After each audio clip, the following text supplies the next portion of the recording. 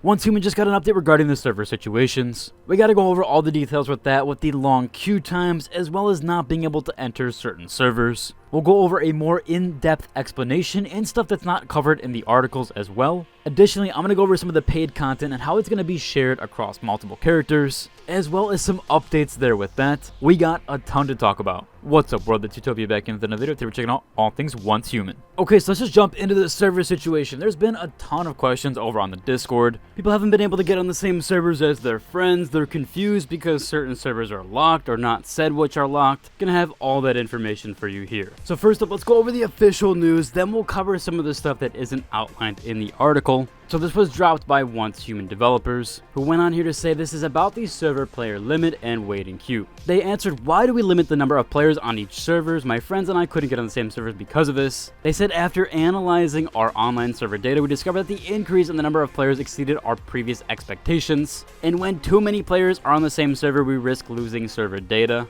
Also, too many players being on the same server can affect gaming experience, as players will have queues before they log in. So that's why they choose to limit how many players are in each server, which they did outline here where they said, why will it affect gaming experience? Again, because Once Human is fully open world survival building game, it is limited in the number of resources and what you can have on the map. Too many players on the same server, they're gonna have a hard time finding a suitable spot to create their territory. And additionally, a lot of stuff for PvP servers will be affected for these stronghold conquests. According to the previous scenario, they discovered that scenarios could offer a better gaming experience if the numbers of players on each server was limited to 6,000 to 8,000. That's why they set that hard limit there. Once that limit is exceeded, players will have to wait in queue times, and this is for all online players to enjoy a better gaming experience. After the game was officially released, numerous players from around the world joined the action, of course. As many new players join every day, some servers are now becoming overcrowded. So unfortunately, they did have to limit and lock some servers. Now they do list how many servers are full and which servers can you select. 9 servers here that are full across all regions. However, there is some stuff here with that. So they list these 9, most of them are PvE. In fact, all of them here are PvE for the full ones. And then they also listed here, too many players have registered on the following servers, so we suggest you avoid those if you're planning to invite your friends. Again, a bunch of servers here, a ton in the European region and only a few in the NA region.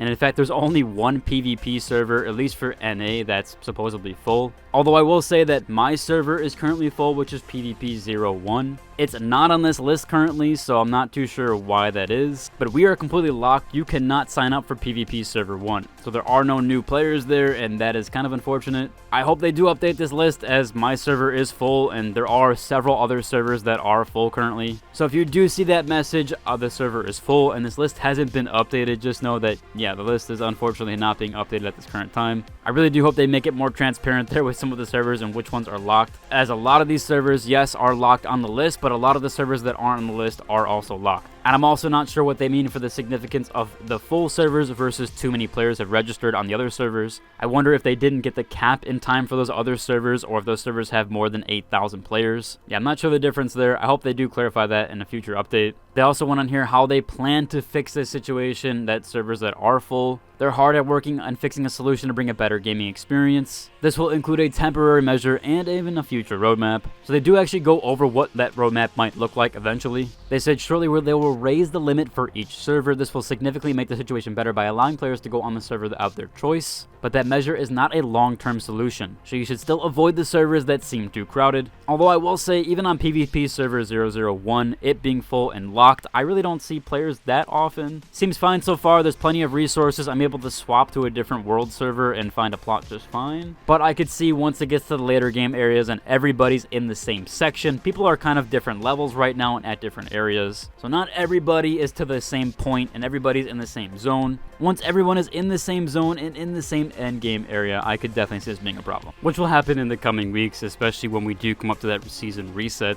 Which, if you aren't sure how the seasons actually do work, I already covered this in a previous video, so I'll link to that down below if you want to check that out. They also said in their August update, they will add an invitation code feature so that you can invite players to join your server even when the server is already full. So a sort of bypass method there that you can allow players to join your server. They did go on to disclose here that if you've noticed that you're in a wait for a queue to enter some servers, They gave some issues to resolve this as of right now. They said they're aware of that issue, of course, and they're hard to work to fix it. The temporary measure that they implemented is they raised the player limit for each server and have improved the system that recommends servers to new players. They've also been personally taking shifts and working 24 hours a day to make new servers available so that they will welcome more players to the game. And in an upcoming patch, July 18th, they will further improve the queuing experience to offer compensation for those who spend too long waiting in the queue time. So to those that have been on servers with queue times, you will be receiving additional compensation there. Seems like it's going to be a pretty decent compensation overall, so wait for that on July 18th. Meanwhile, we'll add more worlds to each server so that you can enjoy the same together with your friends. I do believe currently it is at 10, so I'm not sure if they're going to add that sometime soon or with the July update. They know that you want to jump with your friends, so they're going to get that issue fixed as soon as possible. And yeah, if you haven't seen, Once Human is actually touting some high numbers on Steam charts, and I actually play the game through the launcher, so there's even more players. In fact, Once Human has passed TFD, or the First Descendant, several times on Steam charts. The viewership and Twitch count and stuff like that might not seem like that, but this game is very popular. It just doesn't have the online presence, at least when it comes to view counts or even streams. That's typical for MMOs. If you look at FF14 or even World of Warcraft, they typically don't tout high numbers either in that subcategory, but the game has high player numbers, and that's usually always the case. Jumping over, they went on to the explanation of paid content between shared characters. There's been a ton of questions about buying the battle pass on one character and it's going to go to another character if you have a second one. So they had another update and outline here. They went on here about the paid content, especially the high value paid content such as a battle pass. Will that be shared across multiple characters? Which they said absolutely. From the beginning they had planned to have the paid content such as cosmetics, furniture, and weapon skins usable across all your characters under one account. However, this feature took longer than they expected to implement. This was why there was no multiple character creation on launch, but they gave in due to feedback there. They plan to introduce this feature during maintenance on the morning of August 1st. Once that update is complete, you'll be able to share the paid cosmetics across all your characters under one account. In the meantime, they recommend you refrain from making purchases on multiple characters, as this feature will soon be available to all your characters. And they said since the Battle Pass or the free tiers of the Battle Pass contain item rewards, to ensure fairness among players, the Battle Pass levels will not be shared across all characters under one account, because that would kind of give a little bit of an advantage there, especially if you'd made another character on a different server or a server that just started up,